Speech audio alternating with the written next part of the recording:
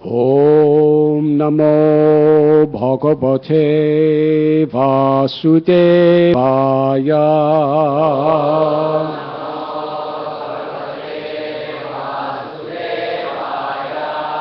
Om Namo Bhagavate Vasudevaya.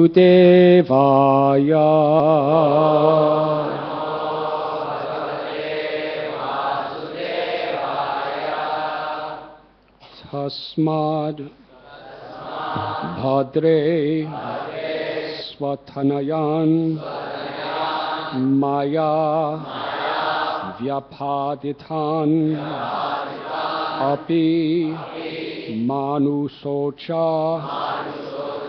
Yata Sarva Swakritam Vindate Vasha Tasmad Bhadre Swatanayan Maya Vyapadithan Api Manusocha Yatha Sarva Swakritam Vindate Vasha Tasmad Bhadre Swatanayan Maya Vyapadithan Api Manusocha Yatha Sarva Swakritam Vindate Vashaha Tasmad Bhadre Swatanayan Maya Vyapadithan Api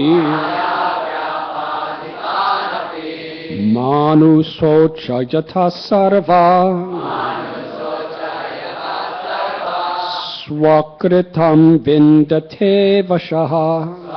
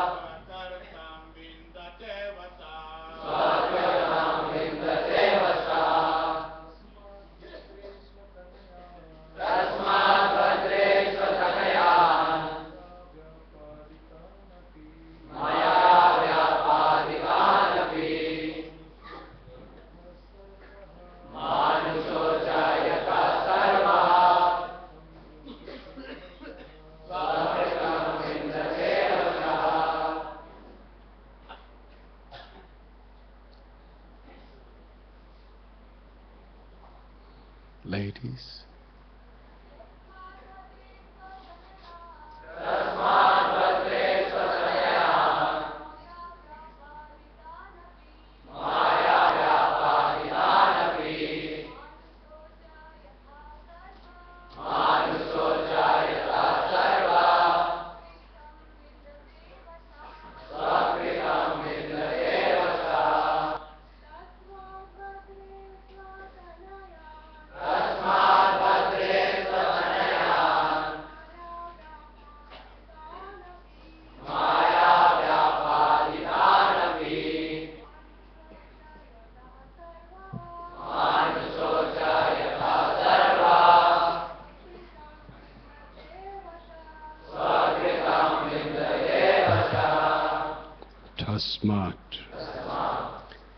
Therefore, Bhadre, my dear sister, all auspiciousness unto you.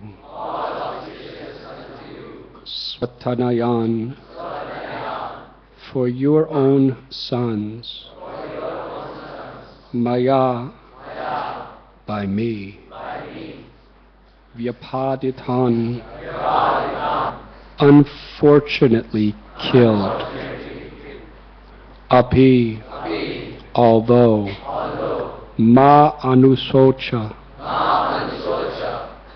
do not be aggrieved, Jata, because, Sarva, everyone, Swakritam, the fruitive results of one's own deeds, Vindate, suffers or enjoys, Avasha, under the control of providence.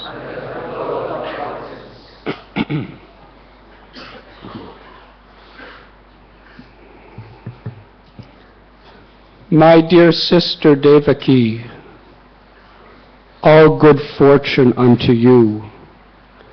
Everyone suffers and enjoys the results of his own work under the control of providence. Therefore, although your sons have unfortunately been killed by me, please do not lament for them.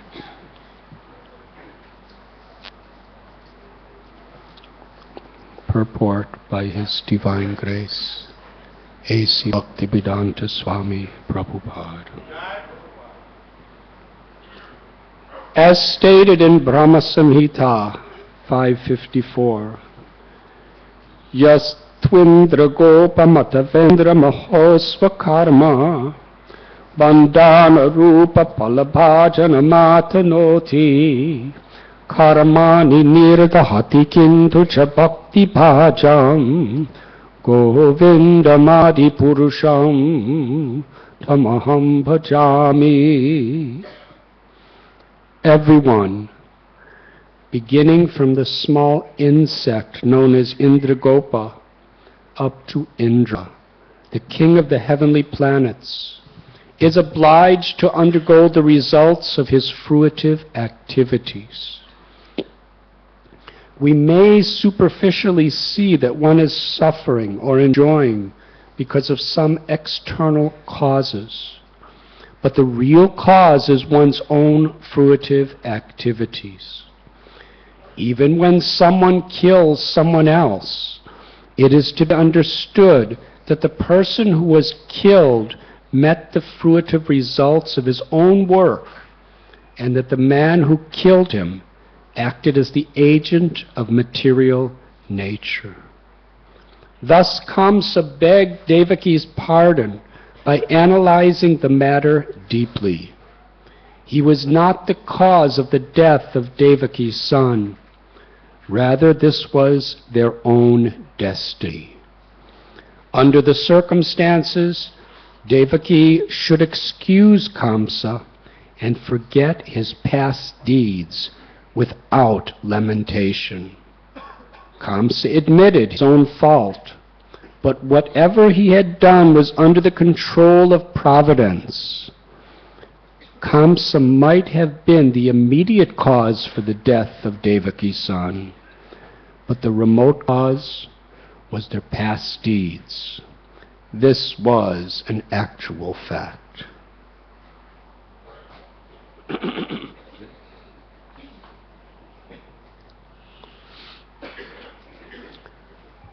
Om Agyantimidandasya Jnananjanat Salakhaya Chakshurun Militam Jena Tasmai Sri Gurave Namaha. Sri Chaitanya Manokstam Sthapitam Yena Bhutale Swayam Rupa Kadam Mayam Dadati Shwapadantikam Bandeham Sri Guru Sri Judha Padakamalam Sri Gurun Vaishnavam Scha Sri Rupam Sagrajatham Sahagana Raghunathanvitam Tam Sajivam Sadvaitam Savadutam Harijana Sahitam Krishna Chaitanya Devam Sri Radha Krishna Padan Sahagana Lalita Sri Visharanvitamscha Eyam Vishnupadaya Krishna Pristaya Bhutale Srimate Bhaktivedanta Swami Nityanamane Namaste Saraswati Deve Gauravani Pracharine Nirvishesha Sunyavadi Paschatya Satarine He Krishna Karuna Sindhu Dinabandhu Jagatpate Gopesha Gopika Kanta Radha Kanta Namostate Tapta Kanchana Gaurangi Radhe Vrindavaneshwari Vrishabhanu Sute Devi Pranamami Hari Priye Vansha Kalpa Tarubhyascha Kripa Sindhubhya Evacha Patitanam Bhavanibhyo Vaishnavebhyo Namo Namaha Sri Krishna Chaitanya Prabhu Nityananda Sri Advaita Gadadhar Srivasadi Gaura Bhakta Brinda Hare Krishna Krishna Krishna Hare Hare Hare Rama Rama Rama Hare Hare.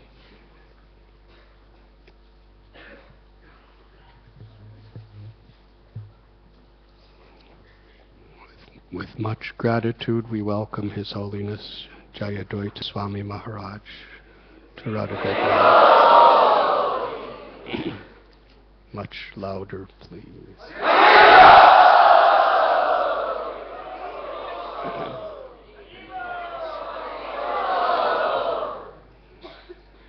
Hare Krishna. Today we are reading from Srimad Bhagavatam, Canto 10, Chapter 4, entitled The Atrocities of King Kamsa, Text 21.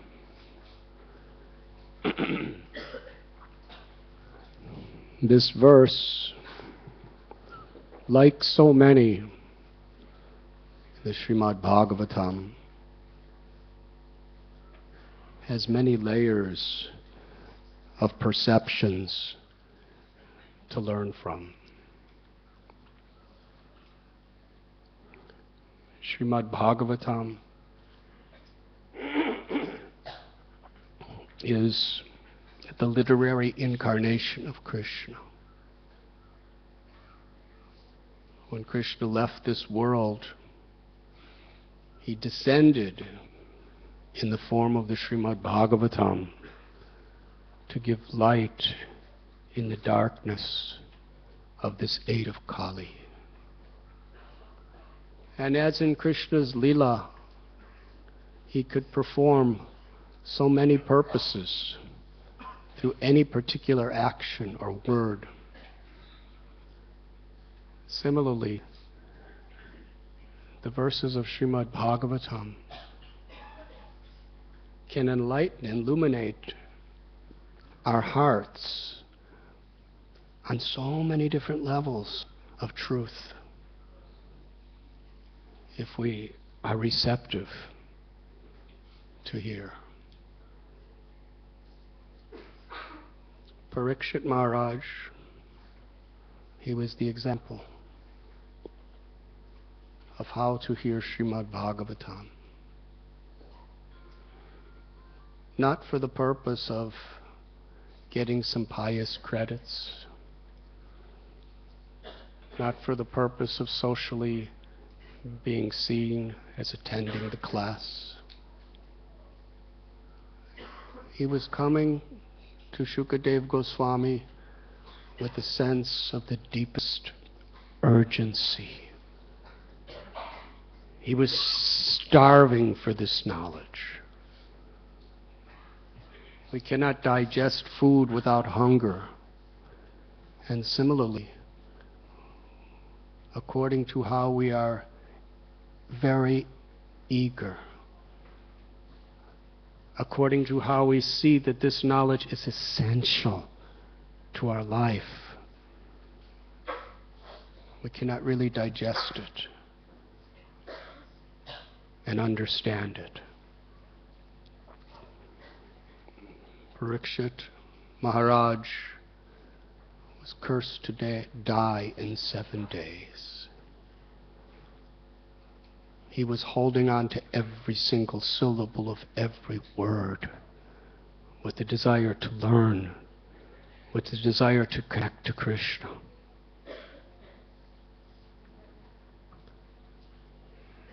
Srila Prabhupada told us he knew for sure he had 7 days. But there is not a person in this world who knows that they have 7 minutes to live. That is the consciousness that is suitable to understand the Srimad Bhagavatam.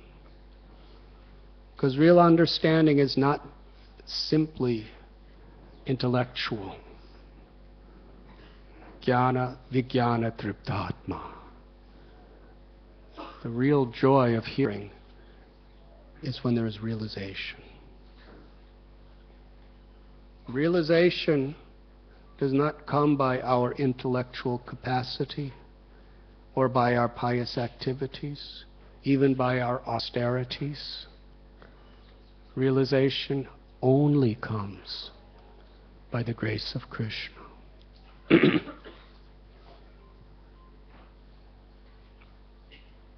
Shushrushoshadhanasya vasudeva katharuchi syan mahatsevaya viprapundya tirthada sevanat. In the Srimad Bhagavatam text itself, it tells us to actually get a real taste for hearing, one must have this attitude of sincerely serving great souls. Sarinvatam sukata Krishna punja sravana kirtana. When Krishna sees that we actually have adopted this type of eagerness to hear, then by His grace, He reveals the truths of the Srimad Bhagavatam and cleanses our hearts and actually gives us realization. Realization is a gift of Krishna, attained through our sincerity. Srila Prabhupada writes that pure devotional service is very rare. Why? Because pure devotional service is so powerful that Krishna becomes subordinate to that pure devotion of his devotee. So he does not give it easy. But then Srila Prabhupada explains, for one who is sincere, serious, and is without ulterior motives, Krishna easily gives pure devotional service. This is important. Pure devotional service cannot be gotten. It can only be given by Krishna. Samsiddhir haritoshanam, when Krishna is pleased with us. Sri Prabhupada in his purports has taken the essence of the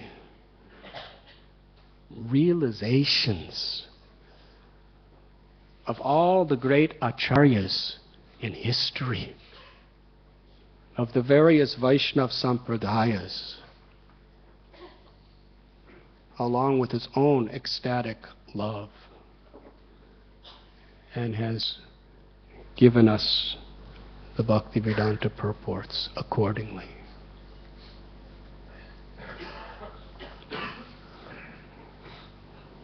In this verse,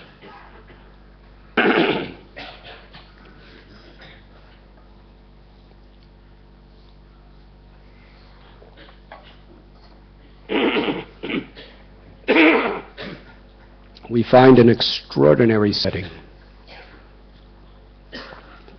Kamsa has imprisoned his own sister and brother-in-law, putting him in shackles out of fear of his own life, because he heard the voice that the 8th son would kill him.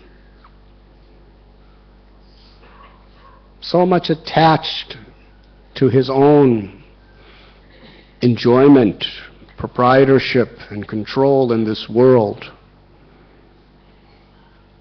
he was under the illusion that he could control a destiny that was beyond himself. He mercilessly murdered 6 infant babies, brutally, directly in front of the eyes of Devaki and Vasudeva.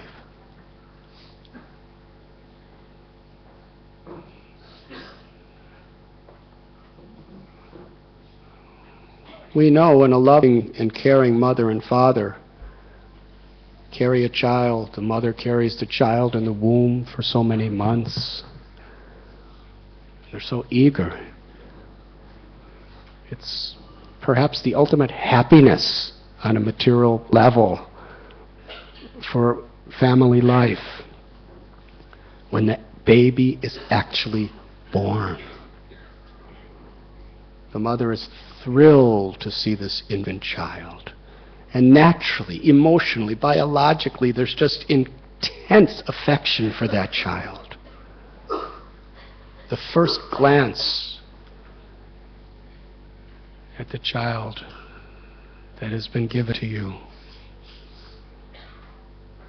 Can you imagine 6 consecutive times at the moment of birth, your own brother coming and viciously smashing that child against a rock in front of your own eyes?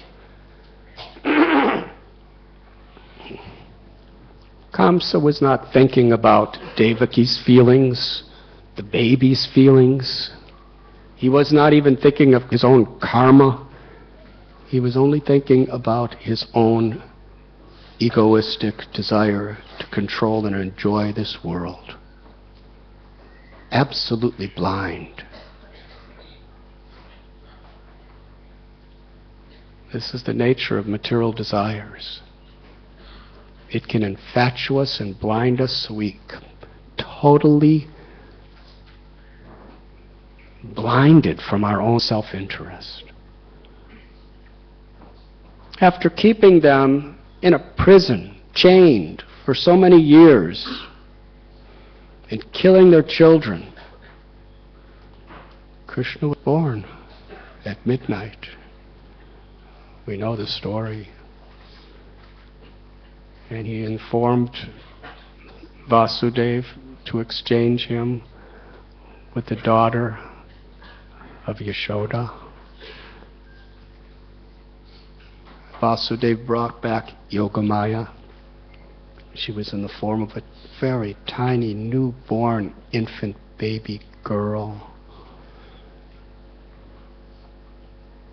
By her own potency, in order to enact this Leela for Krishna, she put everyone to sleep, opened all the doors, released all the shackles. And then, at the opportune moment, she cried, just like a baby. And with that cry, everybody woke up. And the guards immediately went to Kamsa, and Kamsa ran down, took the baby by the legs. Devaki was embracing that little girl, begging, crying, pleading, "You've already killed all my children. This is a daughter. You have nothing to fear. Allow me to at least be a mother for this child. Please, I beg you." He was so merciless. He forcibly yanked her from Devaki's hand and went to smash her against the rock. But that little baby rose into the sky and manifested the form of Durga, riding on a lion, Kamsa, you are a fool.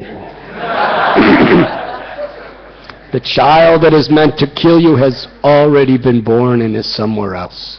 Why do you harass your brother and sister? And she went away. Kamsa realized he's not the controller. This was a rude awakening for him. And suddenly, under the circumstances, excuse me, a little bit of that illusion was lifted from him. And he actually understood what he had done to his sister. And ultimately, he did it all for nothing. Because he did it all. He killed all those little babies and tortured his brother-in-law and sister just to protect himself, ultimately from the 8th child. And after doing all that, the 8th child was born and was somewhere else. It was all useless.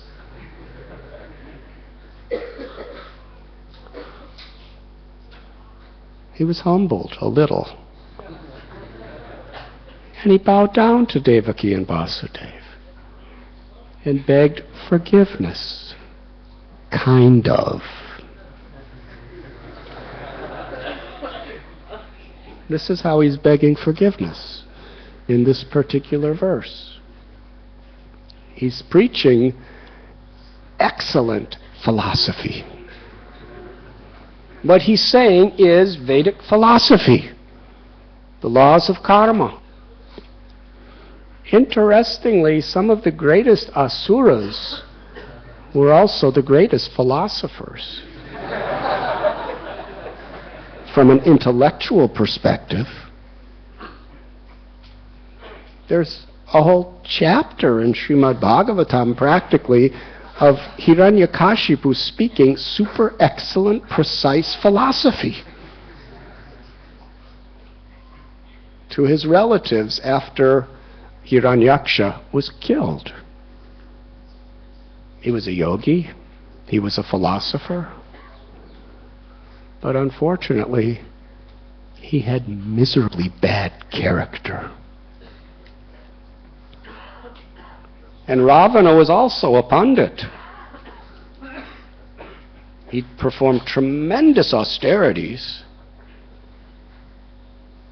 He was Brahman. He really had philosophy intellectually, but he had miserable character.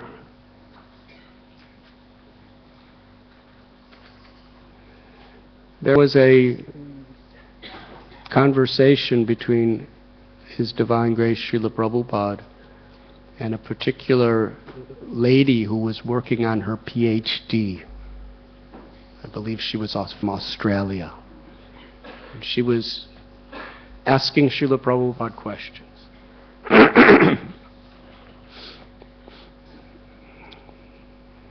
She was asking Srila Prabhupada about how it was that Indian gurus were coming to America, and what was the effect on the American and European culture. And Srila Prabhupada asked, what culture are you talking about? The cow is your mother, she's giving you milk, and then you kill the cow and drink her milk, drink her blood and eat her flesh. What is that? What kind of culture is that? And, she said, well, we're not of your religion. And Srila Prabhupada said, in the Bible it says, thou shalt not kill. Why are you killing? And it went back and forth. And finally, she said, she saw she wasn't really getting what she wanted as far as her thesis. So she said to Srila Prabhupada, let us discuss your philosophy. And Srila Prabhupada's words, when I heard this tape, it was like a thunderbolt of significant teaching. Srila Prabhupada said, Philosophy without good character has little or no meaning. So here we have Kamsa. He's preaching excellent philosophy. So first we'll discuss briefly the philosophy he's saying, and then we'll discuss the character of the philosopher that's saying it. And then, if we have time, we'll discuss the reality of what's actually happening here. So the philosophy is that there are laws of nature. Just like the law of gravity. What goes up must come down. It doesn't matter whether you believe it or not. I can proudly write hundreds of books based on lifetime of scientific research to prove the thesis that what goes up does not come down.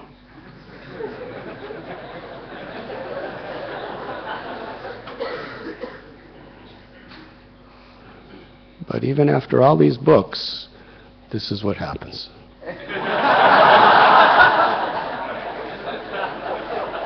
It simply doesn't matter what I believe.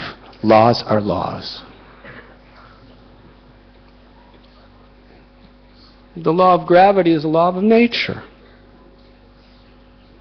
And there are more subtle laws of nature called karma.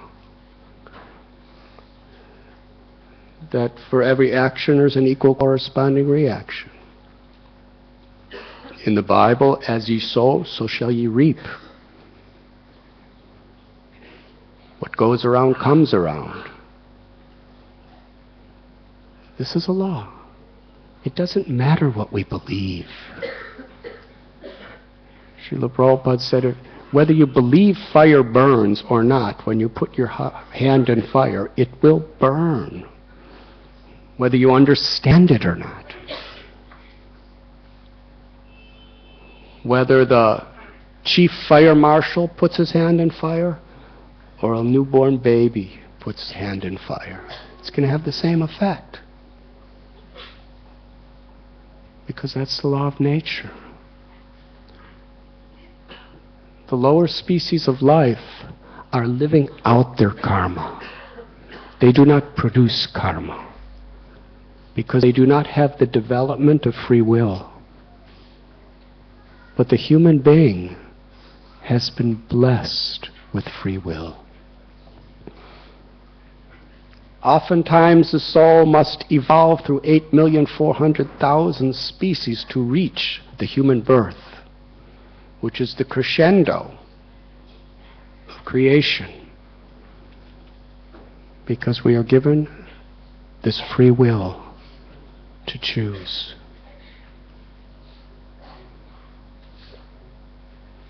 But with that free will comes an enormous responsibility. We are answerable to our every action and our every word. You can't get away with anything. The laws of the state, if you're clever enough, or you have enough money, or you know the right people, you can get away with crimes.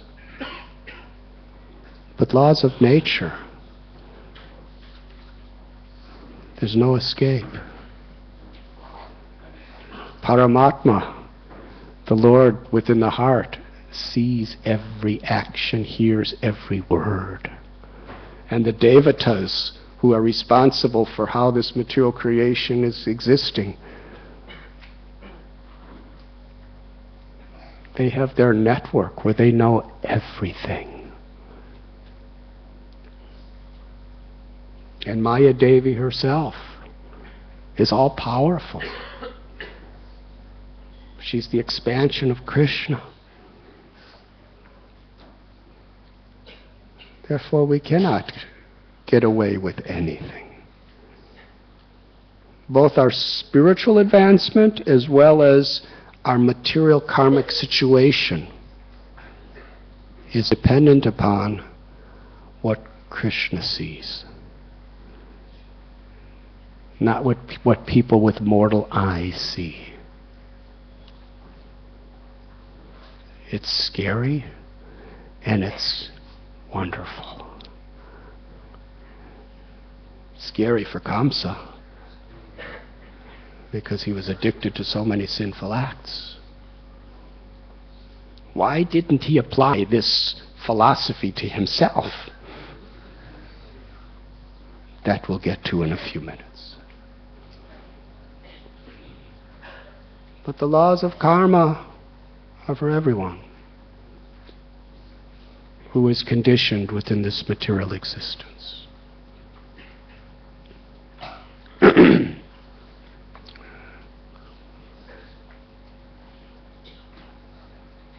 Srila Prabhupada told our Peter Burwash, and every lecture he gives to devotees, he always repeats this as foundational to what he says, where he actually gave a donation, and then the person he gave the donation to ran away with all the money and didn't use it for its purpose. And he complained to Prabhupada in a nice way. And Prabhupada said, do not blame the instrument of your own karma. This is the way a devotee sees things. Tatenu kampam susamikshemano bunjana evatmikritam vipagam. That whatever comes upon us, instead of blaming other people, we understand this is my destiny. Due to what I have done in the past, this is just coming back to me. And this consciousness frees us from making excuses to perpetuate and aggravate our karmic situation. Because you see, whatever may come to us now is due to our past. We really don't have much choice what's going to happen to us. But we do have a choice how we're going to respond to it. We could respond by blaming something or someone for what's happening and retaliate, and then just aggravate and perpetuate the cycle of karma we're in and make things worse. Or we could behave in a compassionate and a proper way, and then out of that bad karma, it's erased because we've gone through it and we've sowed good karma for the future. Or we could surrender to Krishna. Tatenu kampam susamikshivano bunjana evatmakritam vipagam. This verse that Brahma speaks here in Srimad Bhagavatam. That when suffering comes upon a devotee with folded hands and a grateful heart offers obeisances to Krishna. I know whatever's happening is only a small token of what I deserve. In this state, let me pass through it with tolerance and surrender to you, my Lord. And one who does that, the supreme liberation is that person's rightful claim. Because Krishna is so pleased. So Kamsa is speaking from a philosophical point of view very precisely. Srila Prabhupada in the purport is agreeing with everything Kamsa says. Yes, by the power of providence, we are responsible for our own acts. And therefore, these children who died from Kamsa Kamsa was the instrument. He was the agent. And Devaki and Vasudev, he was the agent to make them suffer by seeing their children die.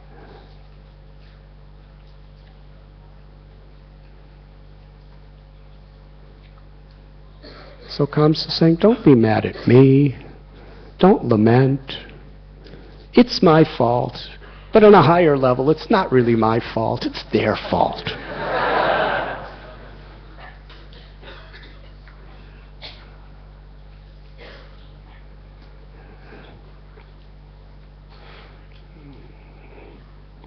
Now we'll speak on the subject of Srila Prabhupada saying that philosophy has little or no meaning without good character. Because that is the purpose of philosophy, is to transform one's life. Otherwise, philosophy could be one of the most dangerous things on the face of the earth. If it is being understood and propagated by people with low character.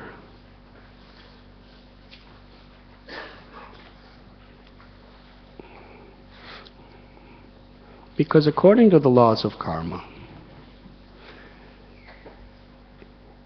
even if it is the karma of someone to suffer, if you're the one that makes them suffer, you have to accept all the karma of making that person suffer. I remember when I was a new devotee, somebody asked a senior leader of our society,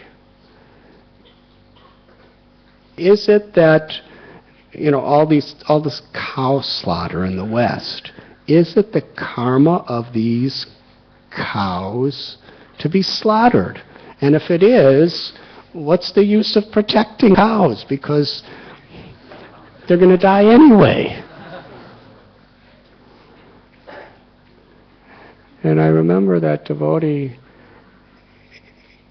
he quoted Srila Prabhupada.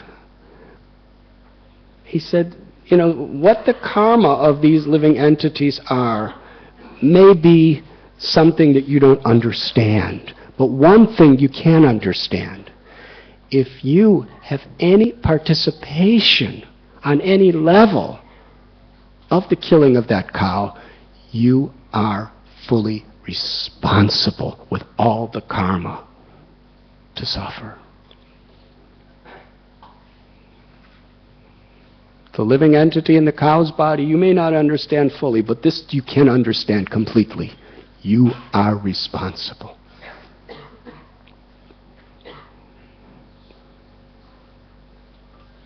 Whether a person deserves to suffer or not, if you're the one inflicting on it, you may be an instrument in one sense, but you have the choice whether you're going to be that instrument. And if you do, then there's going to be instruments coming after you.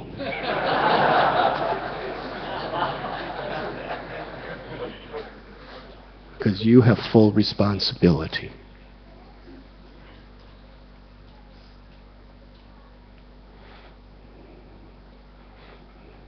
And this is, in many ways,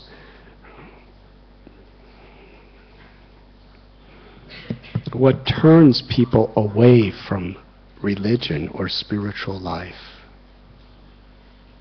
Hypocrisy. Kali Yuga is the age of quarrel and hypocrisy. Hiranyakashipu was Satya Yuga. Kamsa was Dwapara Yuga. Ravana was Treta Yuga. They were all philosophers.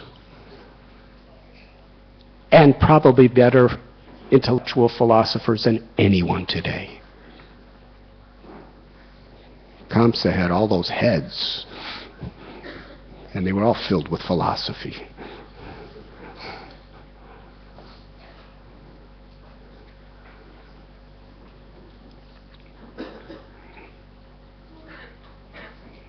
Now it's the age of Kali, which is actually the age of hypocrisy.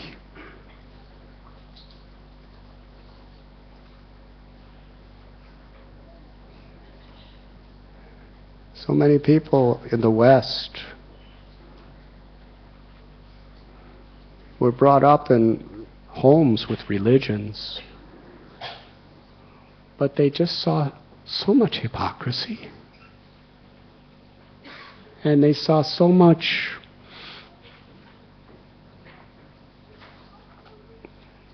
complacency in actually applying the teachings of their religion in daily life. And when they met Srila Prabhupada, they saw something extraordinary. Here was an acharya who was living by these highest principles of philosophy, who was actually had the character of true love for God, which was manifested as compassion and self-control and humility and fearlessness. And he was very specifically teaching people how to live with the character of philosophy. There was a lifestyle. And therefore people who rejected their own religions found a person who was giving the essence of all religions, and they accepted it, and their lives were transformed.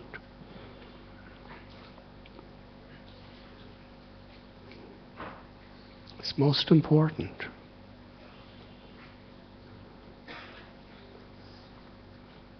Srila Prabhupada was once asked by an interviewer, "How will we know who is your follower?" And Srila Prabhupada, he answered in different ways, but on a particular time he said, "Because you will see that they are perfect ladies and gentlemen."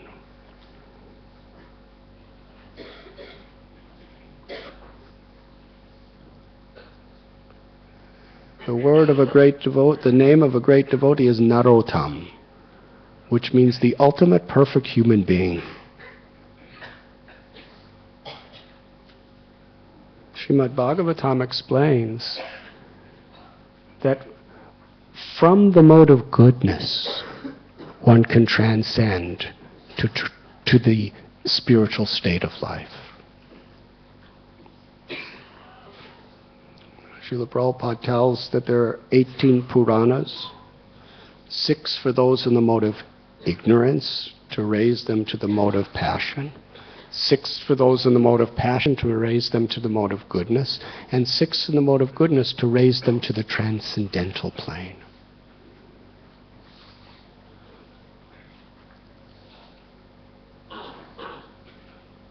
So our philosophical understandings and even our sadhana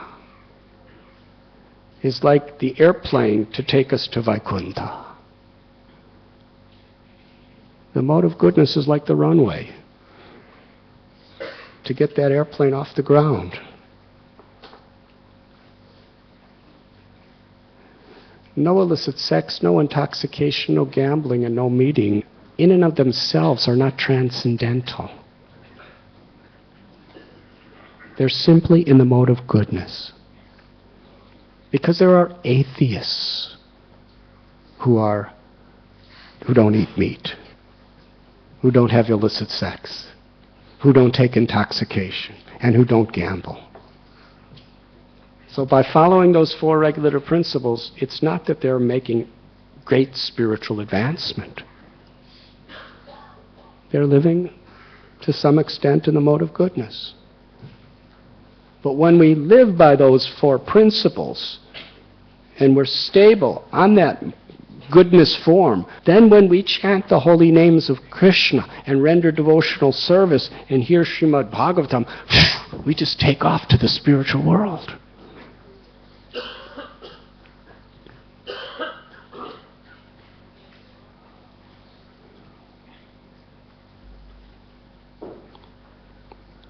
we have seen on so many occasions when people mistreat others and then philosophically rationalize it to the others, to themselves, and to the world, that they didn't do anything wrong. It's all karma.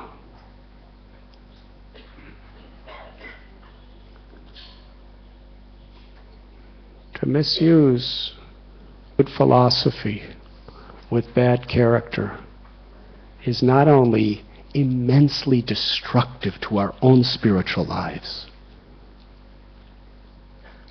but it's one of the greatest challenges to the faith of a society.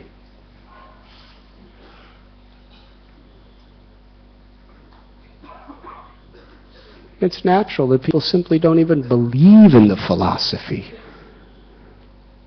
when they see it doesn't change a person's character.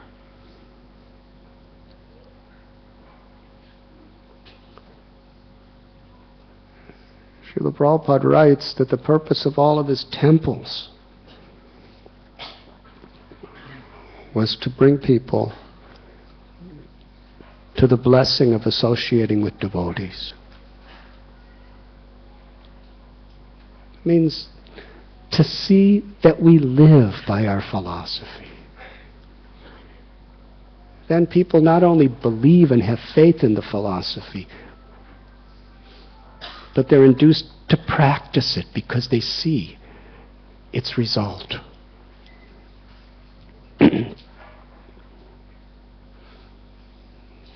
In the early days of my spiritual life within ISKCON, I lived at New Vrindavan.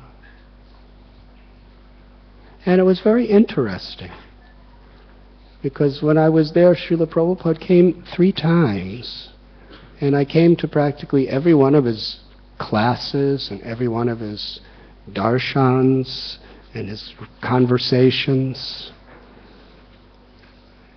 Sometimes he was there for 2 weeks. And interestingly, although in the city temples, mainly Srila Prabhupada was putting tremendous emphasis on the publication and distribution of his books.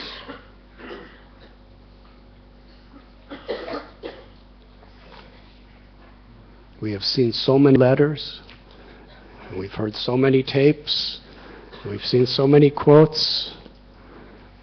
Srila Prabhupada told us that he personally put his own spiritual ecstasies in his purports. While everyone else was sleeping, he would be up for hours. 3-4 hours every night, translating and giving the world his purports. He put so much of his life into those books, and he was speaking to you and me and to everyone.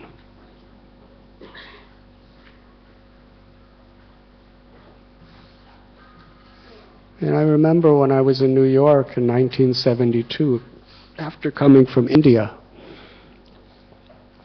Srila Prabhupada was emphasizing to those devotees how important it was to distribute his books.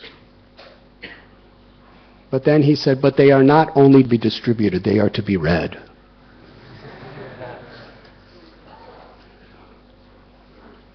I remember exactly, because I remember where I was standing, right on the side of Radha Govinda Dev at the Henry Street Temple, and Prabhupada was on his Vyasa side across. And Prabhupada said, it is not that the book distributor should give a book to someone and ask them to buy it, and then they say, do you read these books? And he said, no, I only sell them. He said, who will want to buy? We must read the books, and we must distribute the books. And what does it mean to read the books? Srila Prabhupada wasn't talking about reading the books as a scholarly exercise. When Prabhupada talks about reading the books, he's talking about actually being nourished by them, following what they say, transforming our life and our character. So when Srila Prabhupada came to New Vrindavan, to be honest with you, I just don't remember where he ever talked about book distribution to us.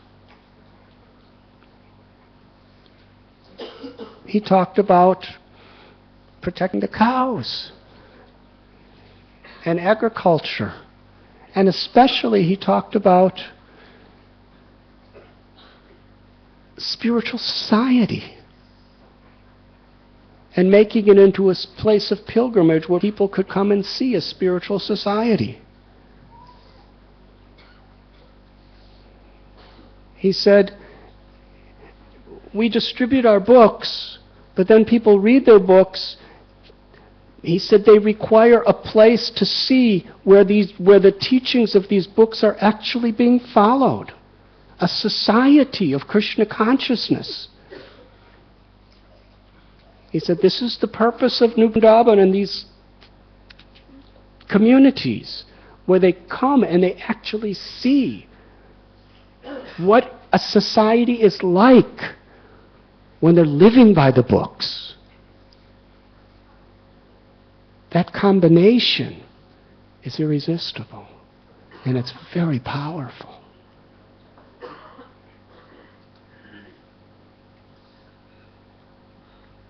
And interestingly, I remember Vishnujana Maharaj, every time he'd come, he would tell us this. He was with Radha Damodar traveling Sankirtan. He said, we are distributing books, but then they must come to New Vrindavan and see the books in action. In a society of life of people who follow them.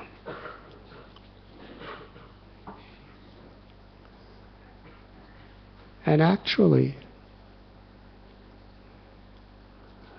I remember there's a purport of Srila Prabhupada where he says that wherever there is pure devotional service to Krishna, that is none different than Goloka Vrindavan. And he said, in West Virginia we have our community, New Vrindavan, and it is none different than Goloka Vrindavan, because everyone there is serving Krishna, with Krishna in the center. So I remember the devotees at New Vrindavan became quite proud that we are none different than Goloka. It was a really very often used point to keep people from going anywhere else.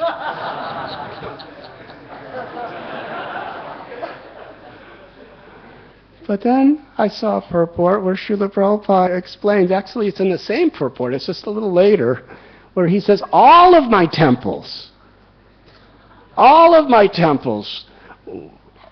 none different than Goloka Vrindavan. If Krishna is in the center. So that's what Radha Gopinath Temple, Radha Ras Bihari Temple, Radha Giridhari Temple, all the hundreds of temples of Srila Prabhupada throughout the world are meant to be. Places where people can get the association of those who are actually living like Vaishnavas.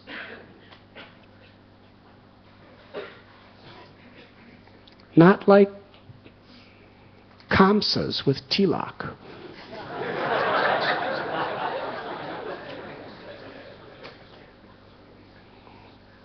It's very important.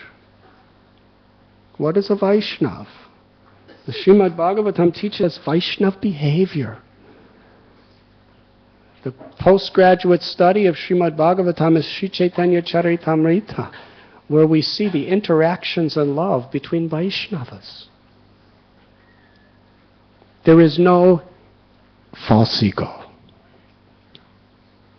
I am the proprietor, I am the controller, and I am the enjoyer. There is no envy,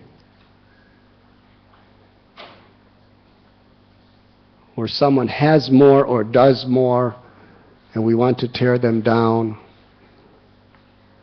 because we want. And envy is so subtle. And ego is so subtle. And greed is so subtle. It could be utterly gross or meticulously subtle.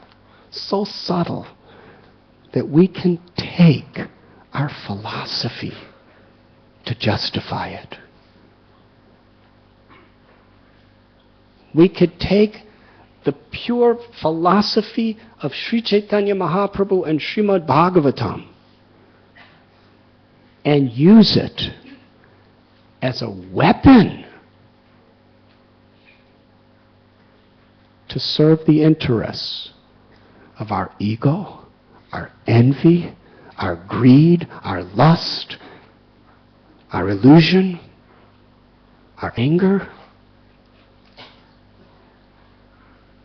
And unfortunately, that is a propensity.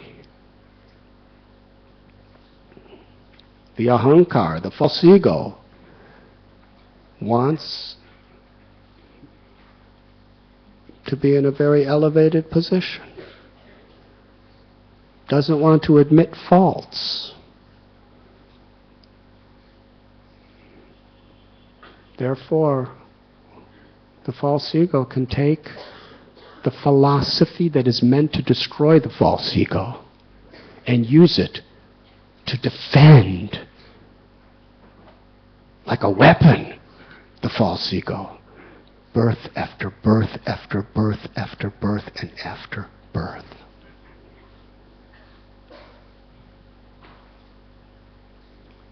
Sri Chaitanya Bhagavat, Lord Chaitanya says that if someone chants the holy names but is envious and criticizes others, then myself in my name will destroy that person. That's why every day in our temples we recite the 10 offenses before we chant the holy names. We shouldn't just recite. We should hear what we're reciting and understand it and analyze our own life. Are we really following? In one sense, this is what Srila Prabhupada means when he says we should be sincere.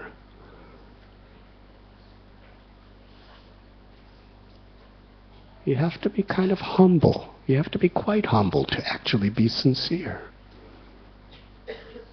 Because we actually have to apply the teachings in a proper way and not misuse them. Because we know the nature of the mind. Bandhuratmatmanastasya yenatmaivatmanashtita. The mind could be the best friend or the worst enemy, depending on whether we control it or let it control us.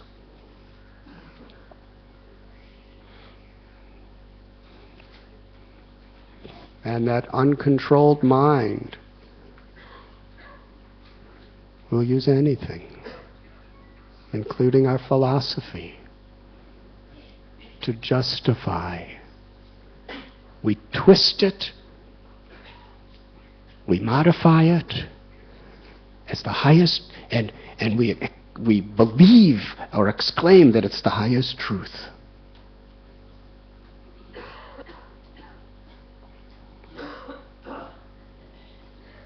What a graphic example here in Srimad Bhagavatam.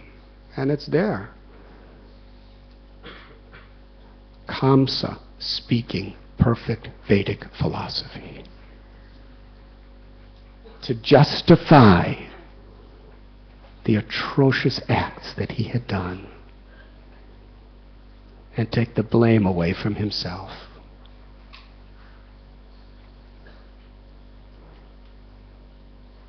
That tendency is in all of us.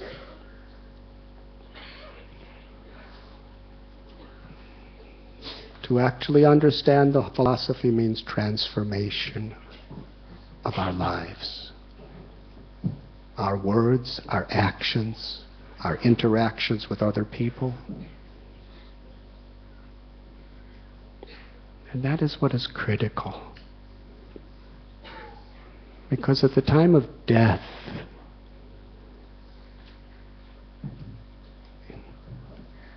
how many slokas we know and how well we can propound the philosophy is not going to determine where we go. It's going to be our consciousness. What actually is our values? What is our character? And ultimately, how much have we actually pleased Krishna and developed love for Krishna? That's all that really matters. And that's all that ever really matters. But the ego deludes us to think that other things are important.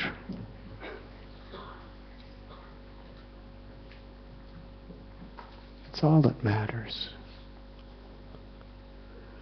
Yes, we want to distribute hundreds of millions of billions of trillions of Srila Prabhupada's books. But for Krishna consciousness to really have a powerful foundation to transform the world, the devotees, we have to have a society that lives by these books, that has the character of true Vaishnavas. Srimad Bhagavatam, in many ways, so many of the stories are more about the devotee than Krishna. Because this is how Krishna is glorified. Krishna is glorified and Krishna is accessible through the life and words of the devotees. Prahlad was in a very difficult situation, as was Dhruva, as was Ambarish, as was the Pandavas, as was Rantidev, as were the Brijavasis again and again. Srimad Bhagavatam is stories of devotees, even in very, very testing situations, their Vaishnav character. They're taking shelter of Krishna and maintaining the integrity of true devotees. Anybody can be a true devotee when everything is going just the way you like it. People like you, people appreciate you, you're successful, you're healthy, everything you do is excellent and appreciated. But when things are not going at all the way you want, that's the test of how much we've actually understood our philosophy. Are we able to put into practice, like Ambarish, like Dhruva, like Prahlad, like the Brijavasis when every day demons were coming? In every situation of Srimad Bhagavatam, these souls, they turned to Krishna. Sri Chaitanya Mahaprabhu, in many ways, he summed it all up. Trinadapi sunichena taror iba sehishnana amanina manadena kirtaniya satahari. Humble like a blade of grass, more humble than a blade of grass. More tolerant than a tree, offering all respect to others and accepting none in return. It is that disposition, that attitude, that pleases Krishna. then Krishna manifests himself in his name. And we taste that sweet nectar and we could chant the holy names.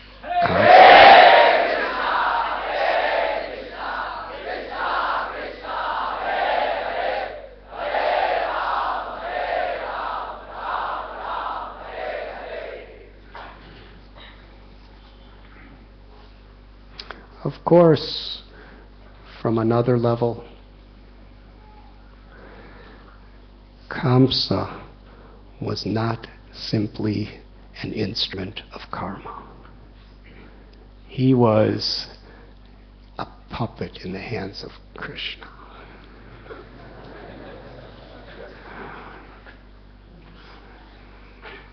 It was Krishna's Leela to appear in the world in this way.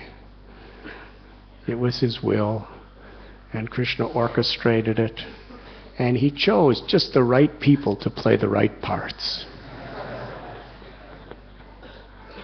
Kamsa was a demon. It's not that he descended from the spiritual world or anything like that. He was Kalademi, he was a demon. But Krishna selected Kamsa very appropriately to be the person who was going to very much teach the world the greatest lessons of what not to do and not what not to be, and the attitude of misusing philosophy and misusing yoga to exploit the ego.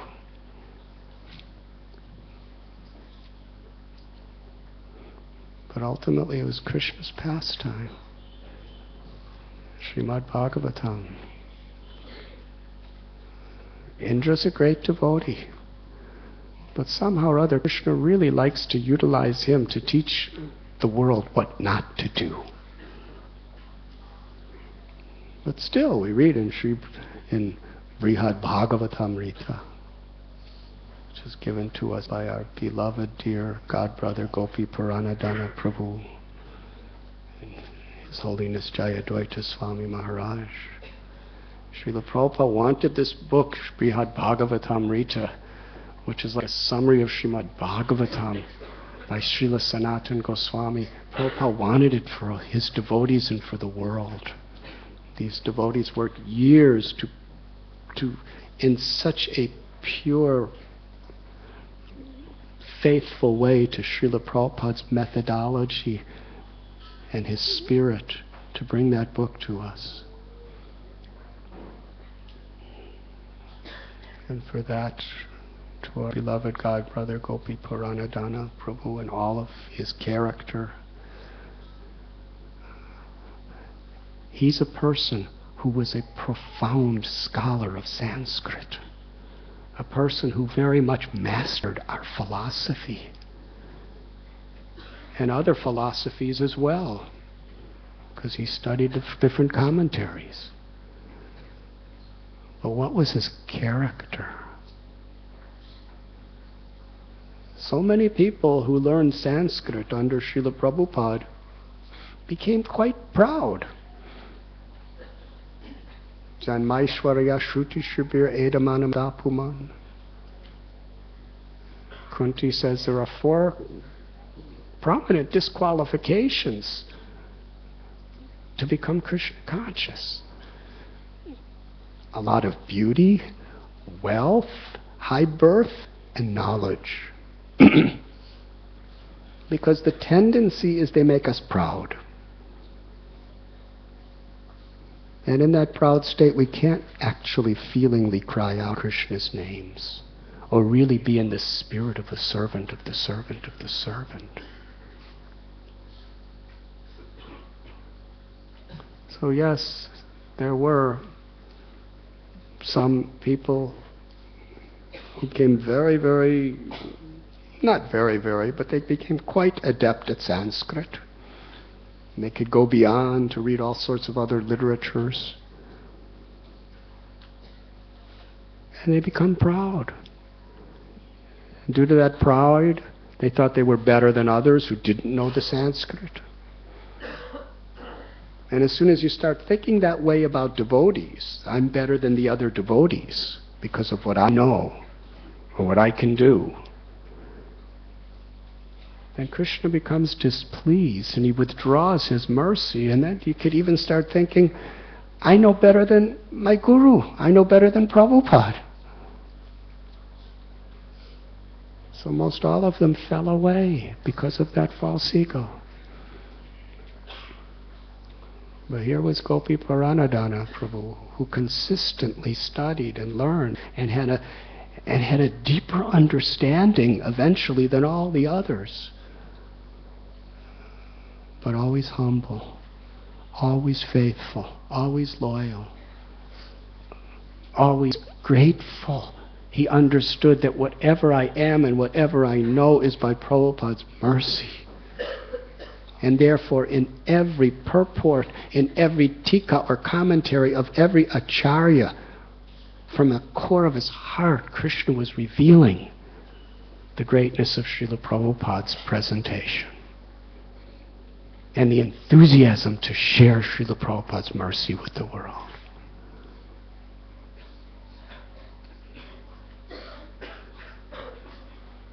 Rupa and Sanatana Goswami in the Bhakti Ratnakara said that Srinivasacharya's father, Chaitanya Das, he was telling Srinivas that many years ago I went to Ramakeli with my guru and I saw Rupa and Sanatana. At that time the name was Sakar Malik and Dabir Kas.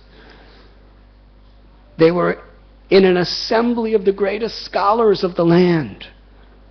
And among them, they were the greatest scholars. They had incredible wealth, inconceivable power.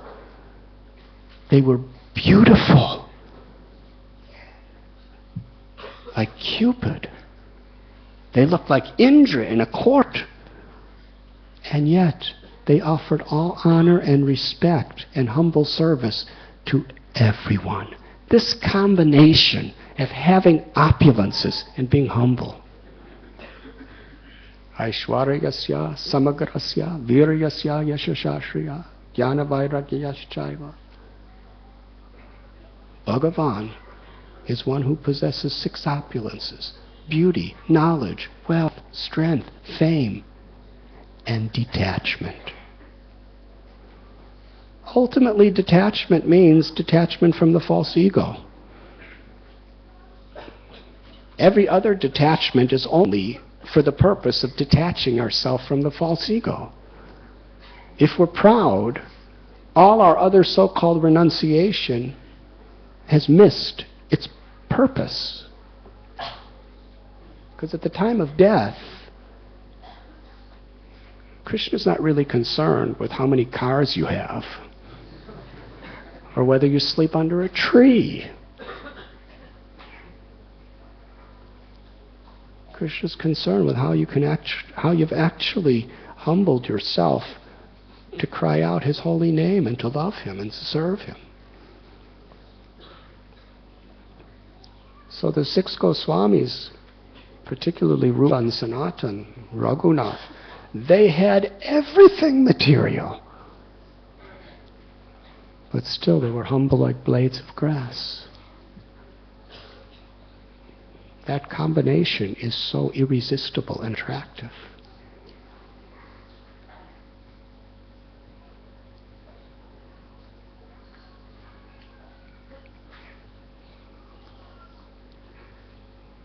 And we are meant to follow in the footsteps of the 6 Goswamis. So Gopi Paranadhana Prabhu, he had incredible knowledge, but eager to be the servant of the servant of the servant. Always so simple, very humble, very pure,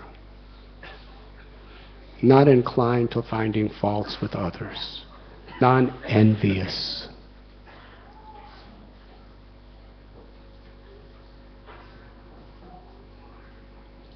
And it is such a loss to the world without him. Can't be calculated. But Krishna has his plan. He departed at Govardhan.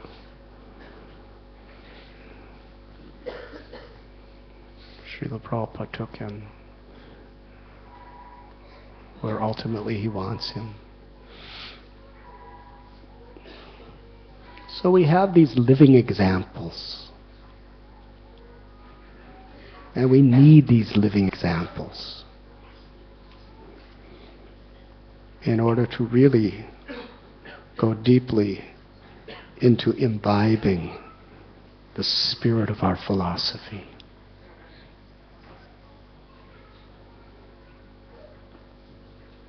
Jivara Swarupoy Krishnera Nityadas. Sri Chaitanya Mahaprabhu expounded such profound philosophy from the basic principles to the highest realms of rasa tattva to Sanatana Goswami. But as a foundation, he built it all on this simple principle, that the soul is eternally the servant of Krishna. And not only that, but he presented it to Sanatana Goswami after Sanatana Goswami presented himself as being the most fallen, the most unqualified. I don't know who I am. I don't know why I'm suffering. I don't know why I'm here. People call me a pundit, but I don't even know who I am. Therefore, I'm a hypocrite. He was begging, please instruct me. That was the mood of Parikshit. That was the mood of Arjuna when the Gita began. Because without that character,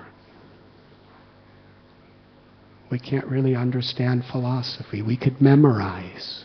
We can speak. But many people who memorize and speak fall away.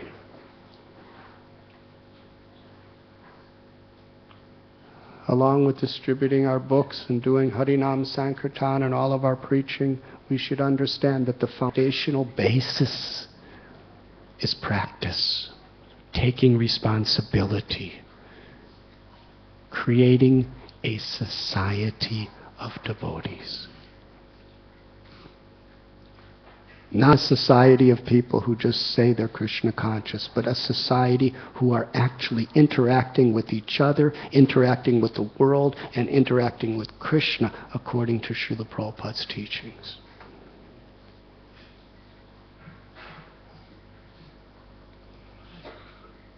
Then not only the books are there, but we give people shelter. Srila Prabhupada said sometimes that anyone who thinks they could be Krishna conscious without the association of devotees is an illusion.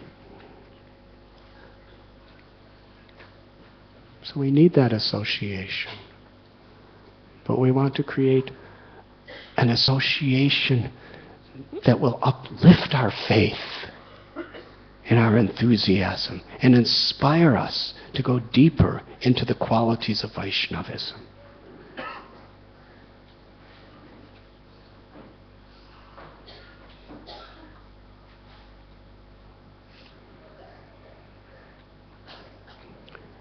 When we distribute a book, when we speak about Krishna, the attitude is not, I'm better than you and I have something I want to give you. Prabhupada gave us the attitude that as your servant, I'm giving you this book, I'm speaking Krishna consciousness to purify myself.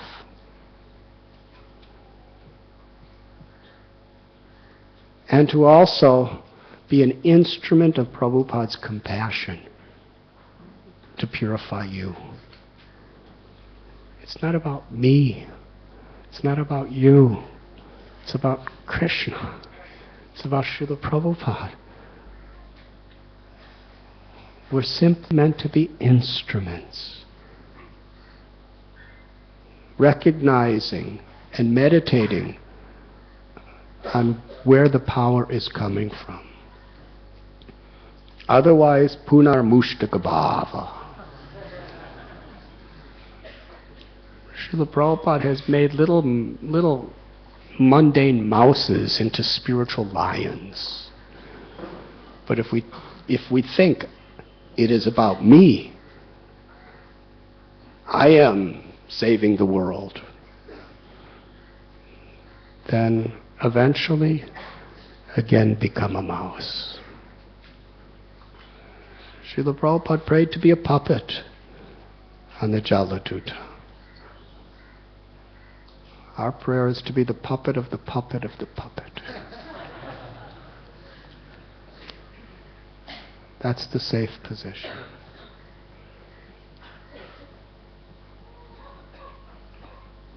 Thank you very much. Srila Jayadvaita Swami Maharaj, would you like to enlighten us with some words? Thank you. In one sentence, he can say more than I can say in 10 lifetimes. Thank you. Thank you. Hare Krishna. Huh? Thank you very much. Hare Krishna. Oh. See, he's showing this quality of gratitude toward Srila Prabhupada, even speaking through anyone. That is the realization. Is there one or two questions or comments? Yes. Maharaj, you were mentioning Kamsa was so much having material desires and sense gratification, and is entangling himself. After hearing it also, and there is a strong desire to enjoy, and there are so many objects of senses around, and after hearing, we remember while doing sense gratification, it is bad. We hear the instructions, shlokas, everything is there, but when the objects comes, it is very difficult. From the heart, the desire to enjoy is not going. How to give up that desire? Hare Krishna. It begins with the attitude you are exhibiting at this moment, that you really want to. You don't want to just practice the external forms of devotion without actually gaining realization and transformation. Which really means we want to please Prabhupada and please Krishna.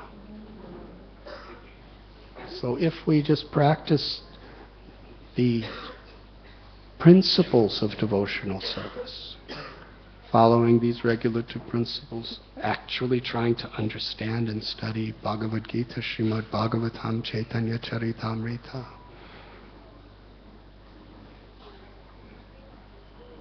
rendering service without a fruitive desire.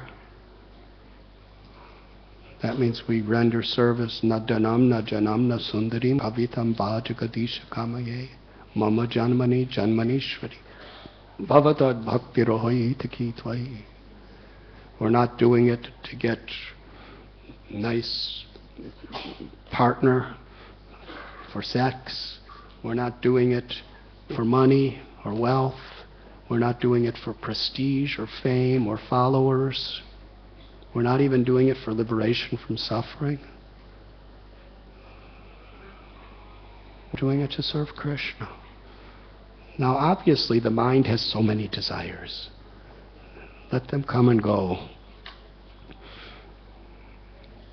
But we should fix our consciousness on this root aspiration of a Vaishnava, to please Krishna, pure devotional service. Vritrasura, he was also a demon in Srimad Bhagavatam, but he was a different kind of demon. He was a Paramhamsa demon. He spoke the philosophy, but he really deeply lived it in a very extraordinary way, according to Krishna's will. So it's important that we should have the right goal and attitude, and we keep that always in the forefront when we're doing our chanting, when we're doing our studies, when we're doing our seva.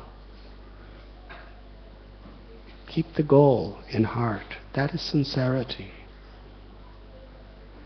And try to live by this spirit. And then, by Krishna's grace, when Krishna sees we're actually sincere, when we're actually endeavoring with our capacity, Daiviheshu gunamayi mama maya duratya mame vamye prapadyante maya meta tarantite. Maya is so strong. But if we just take shelter of Krishna sincerely by practicing these principles of bhakti, then Krishna will uplift us. Krishna will restore our original prema bhakti. Does that answer your question? Hari Hari.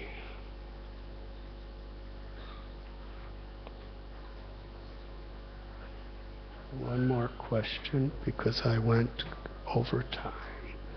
I guess we should have Sri Dhamma, because he really looks enthusiastic to ask this question. Everybody else is like this, but he's...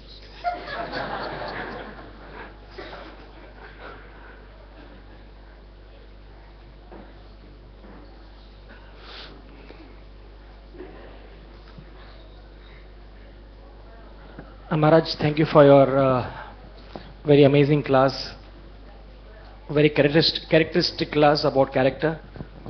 What I wanted to really ask Maharaj is that I was analyzing that we have many forums where we can study Srila Prabhupada's books in a very systematic way, like the Bhakti Shastri and other forums. We have the Vidyapeetham in Vrindavan, Govardhan. But since we know that the most important aspect of reading Prabhupada's books is the character, as you mentioned so wonderfully in your class, what forum do we have, or rather what can we do to really develop this aspect? Because it is easy to read the books, but it is just a big challenge to really get the character, and without character is the whole thing is a jury void, is just zero. So how do we really get this character in us and the people that are coming to Krishna consciousness, so that the society becomes a society of devotees with character?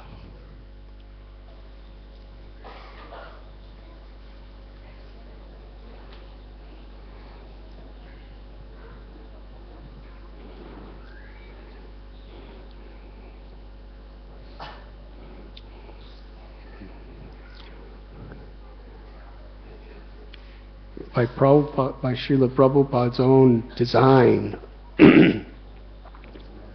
the association of devotees within our society is meant to stimulate that. In our temples, every morning we have Srimad Bhagavatam class. And in many places, every evening, Bhagavad Gita class. We have Mangalarti, Guru Puja, we have our japa, where we're nourishing ourselves with Krishna's grace.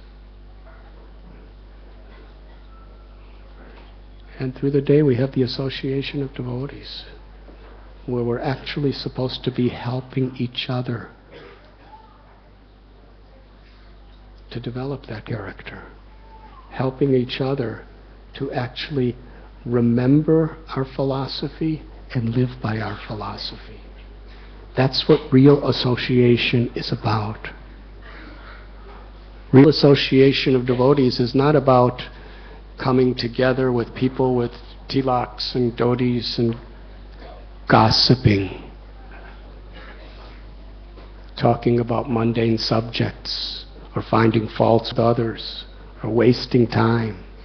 Actual association of devotees is when we're we're centering this precious, rare opportunity to be with devotees, to go deep into the Srimad Bhagavatam through our life, through our values, through our surrender. That's what we're supposed to be doing. We can go and get Bhakti Shastriya, we can get Bhakti Vaibhava. That gives us knowledge, which is tremendous. Prabhupada wanted that.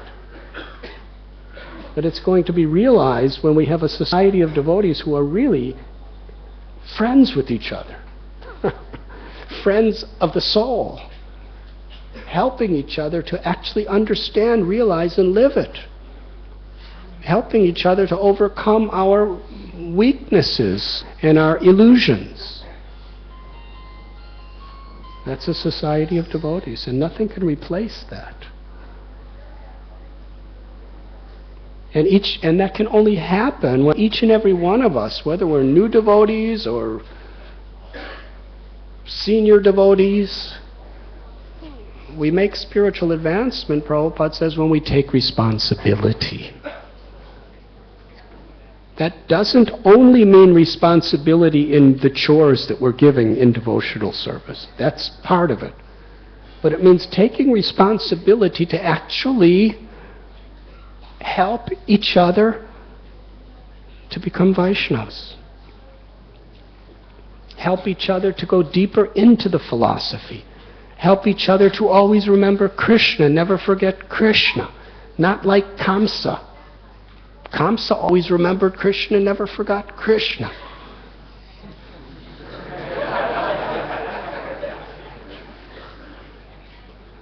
Now, he got liberated. But if we remember Krishna like that, we're not going to get liberated. To always remember Krishna and to never forget Krishna as the servant of Krishna.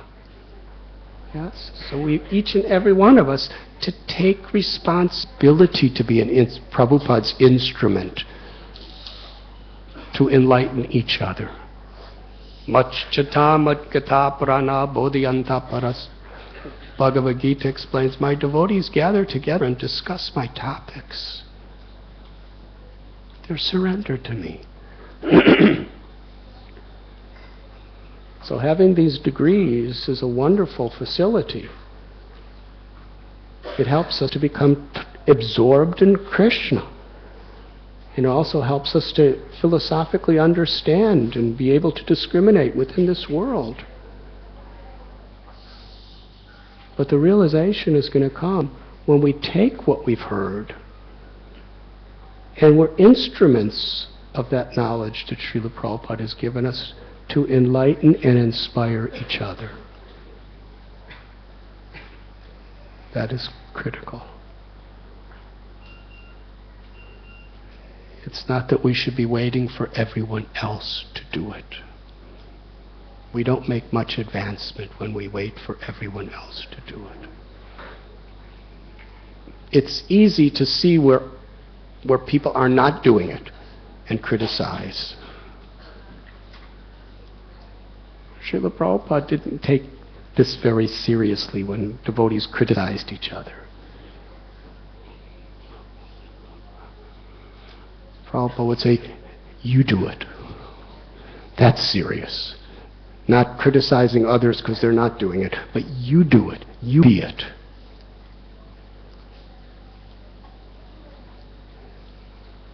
And the more each of us takes that attitude, let me be an instrument to inspire people in the real values of Srila Prabhupada's teachings,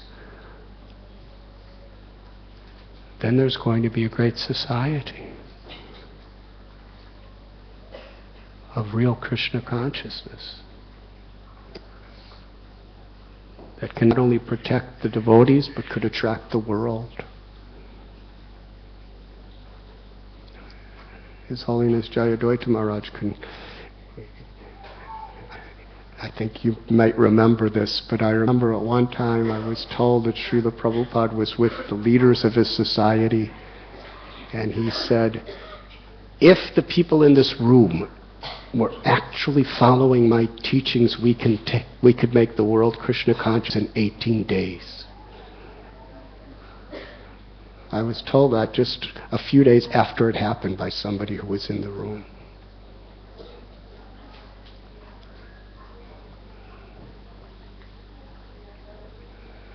Prabhupada said, better one moon than many stars. tonight's lunar eclipse. We should not be eclipsed.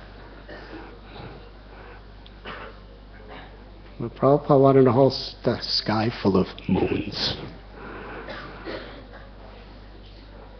That means actually taking responsibility to help each other to remember Krishna in this favorable Krishna conscious way, to help each other overcome their challenges and their problems with faith, with integrity, and with actual devotion, which essentially means without false ego.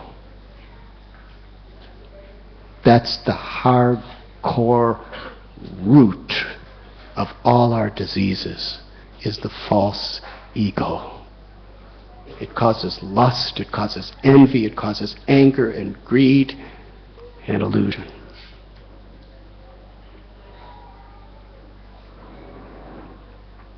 The purpose of our whole philosophy is to remove the false ego, that I'm the enjoyer, I'm the controller, I'm the proprietor, and awaken the real ego, that I'm the eternal servant of the servant of the servant of Krishna. So yes, we can create the Vaikuntha atmosphere. Srila Prabhupada said the Vaikuntha atmosphere is where every devotee is thinking everyone else is better than me, I am the servant. That's Vaikuntha atmosphere. And Goloka atmosphere is that and beyond. Through that consciousness, Shri Radha Gopinath charms, attracts, and captures our hearts. So it is important that individually and collectively we take this responsibility. This is our most crucial service to Srila Prabhupada. When Prabhupada was asked, how can we repay you for what we have given you, for what you have given us? Srila Prabhupada said, you accept what I have given, and then you share it with others. Begins with sharing it with devotees, and then sharing it with the whole world. But what does it mean to accept it? It means the substance of what is in Srila Prabhupada's books. The character of a Vaishnava. Does that answer your question? Thank you very much, Maharaj. Thank you so much. So we will end here. Thank you very much. Srila Prabhupada ki jai.